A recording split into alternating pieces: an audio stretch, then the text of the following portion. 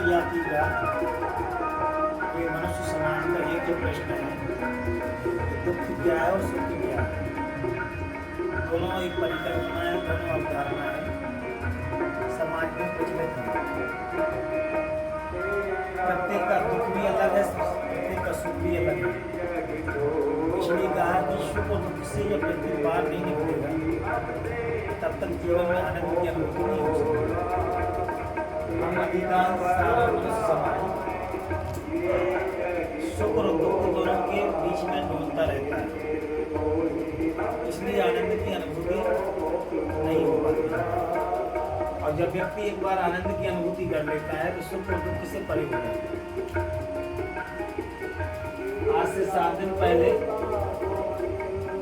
मुझे एक माता जी का दर्शन हुआ। उनका प्रश्न था, मेरी बेटी को नौकरी की आवश्यकता थी और नौकरी तो मिल गई, आपने कहा था। हमारे कहने या ना कहने से मिली हो या नहीं मिली हो, लेकिन उनको नौकरी प्राप्त हो गई, पुलिस की नौकरी उनको मिल गई। अब उनकी शिकवा शिकायत थी, वहाँ भोजन अच्छा नहीं मिल रहा है, पानी अच्छा नहीं मिल रहा है, आवास अच्छा नहीं है। उसको तो मेहनत कर करके मजिस्ट्रेट बन जाना चाहिए। उन्होंने कहा मजिस्ट्रेट बन जाएंगे तो आनंद की प्राप्ति हो जाएगी। हमारे 90% सुख हम स्वयं निर्मित करते हैं, बनावटी दुख होते हैं। हमारे जितने अधिकांश दुख होते हैं वो बनावटी है। 10% दुख हैं जीवन में, लेकिन 90% दुख जो है हम बनाते हो मानसिक दुख होते हैं। तो कहीं होते ही नहीं, हम उनको निर्मित कर लेते हैं। उदाहरण के लिए कानून की किताबों में पढ़ाया जाता है कि एक व्यक्ति को अपने आप उसने मानसिक भ्रम बना लिया था। इंग्लैंड का राजा हम सबको मार देगा जान से। जहाँ भी जाता था उसको राजा ही दिखाई पड़ता था, चिल्लाता था राजपेटों पर, सड़कों पर, राजा मुझे मार देगा, राजा मुझे मार देगा, राजा मुझे मार देगा। जबकि राजा को पता ही नहीं था कि तुम कौन हो। राजा को जानकारी नहीं थी कि इस नाम का आदमी, डेविड नाम का आदमी भी है, कि कहाँ पर रहता है, जान नाम का व्यक्ति। उसी प्रकार मनुष्य के द्वारा 90% दुख निर्मित करता है कि जीवन यापन कैसे करें। जब व्यक्ति के लिए सुख मिल जाता है तो वो दुख की तलाश भी करने लगता है, दुख कहाँ से मिल जाए। आप मानेंगे कि अजीबोगरीब प्रश्न है। ऐसा है, यदि जिनके जीवन में संसाधन है, समृद्धि है, वैभव है, जीवन उपयोगी सामान प्राप्त हो गए हैं। एक बहुत ही समृद्ध व्यक्ति है, लगभग 10,000 करोड़ की प्रॉपर्टी वाले व्यक्ति, मध्य प्रदेश में नेता है। उन्होंने मुझसे उनसे पूछा कि जीवन में सुख का अनुभव किया, आनंद का। उन्होंने कहा जब तक महाराज लड्डू नहीं मिलता है, तभी तक आपको लगेगा कि लड्डू मिल जाता। जब तक मेरे पास व्यवस्था की नहीं थी कि लैंड क्रूजर रेंज रोवर, अब लैंड क्रूजर रेंज रोवर सामने खड़ी हुई है, 6 गाड़ी है, लेकिन मेरा देखने का भी मन नहीं करता है कि देख लूं कहाँ है। जो वस्तु हमें मिल जाती है हम उसके लिए पर तवज्जो देना बंद कर देते हैं। जैसे हमारे पास अभी पैर नहीं होता तो हम पैर की चिंता कर रहे होते, तो पैर मिल जाता हम पूरे जमाने की संपत्ति लुटा देंगे। लेकिन जब पैर है तो हमारे लिए चिंता पड़ी हुई है कि हमारे लिए नेता में कैसे बन जाता। एक दार्शनिक के पास में एक नेताजी गए, उन्होंने उनसे प्रार्थना की, मुझे नींद नहीं आती, यदि मुझे नींद में दिला दो तो संसार में और कुछ नहीं चाहिए। तो उन्होंने कहा नींद तो हम आपको दिला देंगे, आप पेपर, अखबार, टीवी, समाचार पत्र, लोगों से मिलना जुलना बंद कर दो, केवल ध्यान करते रहो। 5-10 मिनट दिन के अंदर में तुम्हें नींद आना शुरू हो जाएगी। बल्ब पर ध्यान करो और लगातार देखते रहो, त्राटक करो, आपके लिए नींद आना प्रारंभ हो जाएगी। किताब पढ़ना प्रारंभ कर दो, आपको नींद आना प्रारंभ हो जाएगी। नींद आना शुरू हो जाएगी। नेताजी ने वैसे ही किया और उनको नींद आना प्रारंभ हो गया। 1 महीने के बाद फिर उन दार्शनिक के पास जाकर बोले, महाराज जीवन में आनंद नहीं है, जीवन है क्या? उन्होंने कहा मैं रिकॉर्ड करके रखा हुआ हूँ, आपने बोला था कि आपने पहले कहा था कि मुझे नींद मिल जाए तो संसार की दूसरी वस्तु नहीं चाहूँगा, दूसरी वस्तु की वांछा अभिलाषा मनोरथ मेरा नहीं होगा, केवल एक ही मनोरथ है कि मुझे नींद प्राप्त हो जाए। अब नींद प्राप्त हो गई। नींद प्राप्त होने के बाद वही व्यक्ति चिंतन करने लगा कि मैं उप प्रधानमंत्री कैसे बनूंगा, वित्त मंत्री कैसे बन जाऊं और गृह मंत्री कैसे बन जाऊं, नाना प्रकार की कामनाएं उसको दौड़ने लगी। तो जब तक हमारे जीवन में यह चिंतन नहीं उभरेगा, साक्षात्कार नहीं हो जाएगा कि हम स्वयं में हैं भी कहीं कि नहीं। व्यक्ति सबको अपने से उबा हुआ है, हर व्यक्ति।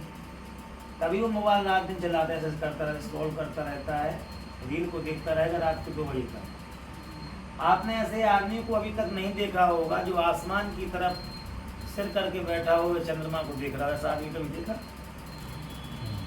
मंदिर में जाके जरूर भगवान की पूजा अर्चना करता मिल जाएगा आदमी, थोड़ा ऐसा करता रहेगा तो मंदिर में मूर्ति के सामने, लेकिन ऐसा आदमी कभी नहीं आपको मिला हो कि आसमान की तरफ में देख करके घंटों से देख रहा हो। हम और आप मोबाइल देख सकते हैं, पिकनिक स्पॉट देख सकते हैं, तीर्थ स्थलों का दर्शन भी कर सकते हैं, लेकिन जो साक्षात परमात्मा का स्वरूप है आसमान, उसका दर्शन हम कभी नहीं करते। भगवान नारायण की, भगवान शिव जी की जो उपमा दी जाती है, जो तुलना की जाती है, तो उपमा का उपमेय विषय होता है कि हम आसमान से तुलना करते हैं। जब मुसलमान लोग नमाज पढ़ते हैं तब भी उनकी आसमान पर दृष्टि जाती है, और 5 मिनट 1 मिनट के लिए दृष्टि जाती है। वो ये नहीं समझते कि आसमान जो दिखाई पड़ रहा है वही संकेत है कि इसमें सब कुछ समा जाएगा, आसमान आकाश में सब कुछ समाहित हो जाता है। उसी प्रकार से चंद्रमा देवता, अग्नि देवता, वायु देवता, पवन देवता, वृक्ष देवता, ये पर्यावरण के जीवन के साक्षात स्वरूप हैं। ये शांति का स्रोत है। यदि हम नदी किनारे बैठते हैं और अपनी सांसों का अवलोकन करते हैं, अपने विचारों को अवलोकन करते हैं, जब दृष्टा दृश्य में जाता है तो क्या कहलाता है? संसार। जब हमारी आपकी दृष्टि दृश्य में है तो क्या है? संसार।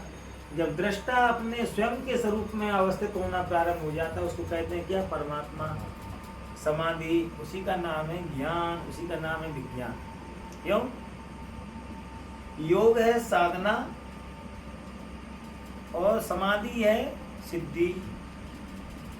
सिद्धि से मतलब ये नहीं है कि हमारा काम ठीक हो गया, हमारे रोग ठीक हो गए, हमारे लिए वैभव मिल गया, उन्होंने कह दिया था। सिद्धि से मतलब ध्यान से जुड़ गया, और जब तक व्यक्ति ध्यान से नहीं जुड़ता है और समाधि को प्राप्त नहीं कर लेगा तब तक उसके समाधान दुनिया में निकल नहीं सकते हैं। तो सुख अनंत की साधना और आनंद की साधना का नाम है, आनंद में जीवन जीने की साधना का नाम है ध्यान। जब हम ध्यान से कट जाते हैं, धन की तरफ बढ़ते हैं रात दिन, ऐसा नहीं कि जीवन उपार्जन, जीवन के लिए, जीने के लिए धन की आवश्यकता तो पड़ेगी, लेकिन हम 90-100% जो समय देते हैं और धन में, ध्यान में ना दे करके धन में दे देते हैं। क्या? धन में ना दे करके, धन में ना, ध्यान में ना दे करके धन में देते हैं। परमात्मा में ना दे करके हम पद में देते हैं। हमारी आपकी जो लौकिक वासनाएं, आकांक्षाएं हैं वो ध्यान में नहीं रहती, इसलिए हम परेशान, कष्ट रहते हैं। अपने के सिवाय में सब कुछ देखते हैं।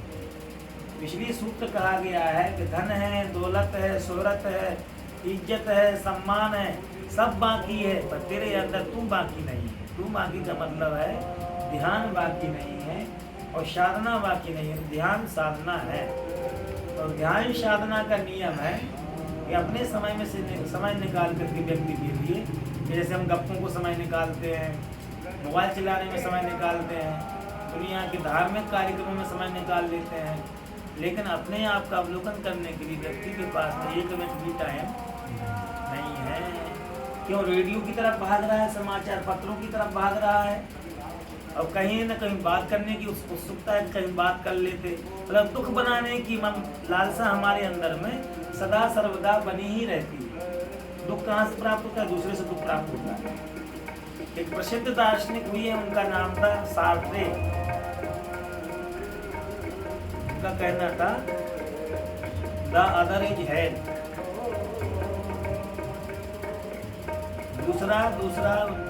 दूसरे में ही नरक है। दूसरे का हम चिंतन करते हैं, दूसरे के कामकाज का निरीक्षण करते हैं, पर चर्चा करते हैं, पर निंदा करते हैं, दूसरों की सफलता देखते हैं, लेकिन हम अपने में आपको हटा करके कि हमारे पास न वैभव है, न हमारे पास में पैसा है, न मेरे पास मकान है, मेरी श्वास है, उसको देखने के लिए हम टाइम कितना निकालें, उसमें ओमकार जाप के लिए टाइम कितना निकालें कि हम जाप स्मरण कर सकें। तो स्मरण के लिए हमारे पास में टाइम समय नहीं होता है। दुख के लिए आवाहन करने के लिए, दुख को बुलाने के लिए पूरा टाइम है। मैंने अभी बताया ना कि मेरे घर में मेहमान था, उसके यहाँ सुबह से शाम तक यही चलता था। जलेता ने ये किया, ममता ने ये किया, ठिकाना सुबह से शाम टीवी बहस चलती रहती। कोई सब बैठे हुए हम भी बैठे हुए बेशरम की तरह। तो मैंने कहा कि कुछ समय निकाल करके दूसरों को भी छोड़ दो, ये आप ही ज्ञान प्राप्त कर लोगे राजनीति का, तो अन्याय हो जाएगा। कुछ दूसरे भारत विश्व में बहुत सारे लोग हैं, उनको भी जानकारी तुम ही बटोर लोगे, तुम ही इकट्ठा कर लोगे ना ले इतना दुख वाला। तो दूसरों के लिए दुख भी छोड़ दो थोड़ा थोड़ा। ज़्यादा जानकारी, संसार की जानकारी भी दुख का कारण है, क्योंकि दुख का कारण ये है कि इसका कोई अंत नहीं है। जितना जितना हम उसको खोजते जाएंगे उतनी जानकारी निकलती जाएंगी, उतने राग दोष फैलाने वाले टीवी चैनल, मीडिया वाले लोग, आवारागर्दी करने वाले लोग हमारे अंदर में विष घोलते जाएंगे। युद्ध तो नहीं हो रहा होगा तब भी युद्ध दिखा देंगे। अब अमेरिका बचने वाला नहीं है, अब ईरान बचने वाला नहीं है, अब इराक बचने वाला नहीं है। आपको आधी बेचैनी तो यही देख दे करके बैठे हुए हैं। अब जल प्रलय आने वाला है, अब बंगाल में है, सब हिंदू जीवित नहीं बचेंगे, अब मुसलमान जीवित नहीं बचेंगे, अब ईसाई नहीं जीवित बचेंगे। ऐसी नाना प्रकार की धारणाएं हमारे लिए दुख पैदा करती है। इसलिए गौतम बुद्ध भगवान का एक सूत्र है, भवाश्रव, क्षीणाश्रव, धनाश्रव। जो भवाश्रव है कि मैं हूँ, मैं प्रसिद्धि प्राप्त कर लूँ, मेरा ऐसा नाम होगा, ऐसा गांव होगा, ऐसी पहचान होगी। तो हमारे अंदर में लौकिक कामनाएं होती हैं, तो उसके साथ साथ में इसके बीज भी आते हैं और दुख की छाया भी आना शुरू हो जाती है। जब हम अपने आप पर ध्यान करते हैं, जब अपने आत्म स्वरूप में लीन होना शुरू हो जाते हैं, तो हमारे मन में 2 साल का मेरा अनुभव है। हम 2 साल लोगों का चेहरा नहीं देखे पूरा। विपिन सिंह जी विधायक जी हैं, नेता जी के पति थे, संजय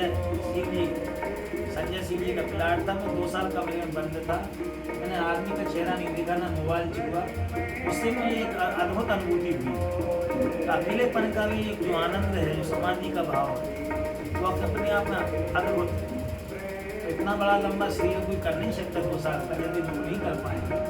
लेकिन हमारी प्रार्थना है कि 1 घंटा एकांत में समय निकाल कर बैठे, चाहे पढ़ने वाले हो, चाहे गुड्डू भैया हो, मेरा जितेंद्र भाई बैठे हो, चाहे इधर चश्मा वाले बैठे हो, 15 मिनट आप टाइम निकाल के आँख बंद करके हम लोगों की स्मरण शक्ति तेज हो जाएगी, स्वास्थ्य ठीक हो जाएगा उससे।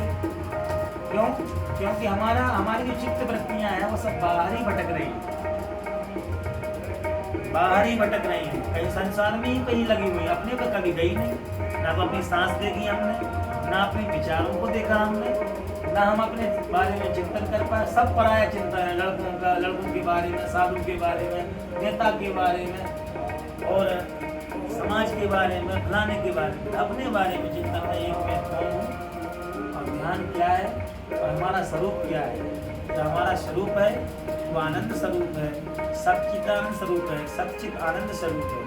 जब उस पर हमारा ध्यान जाता है तो आनंद के द्वार दरवाजे खोलना प्रारंभ हो जाता है।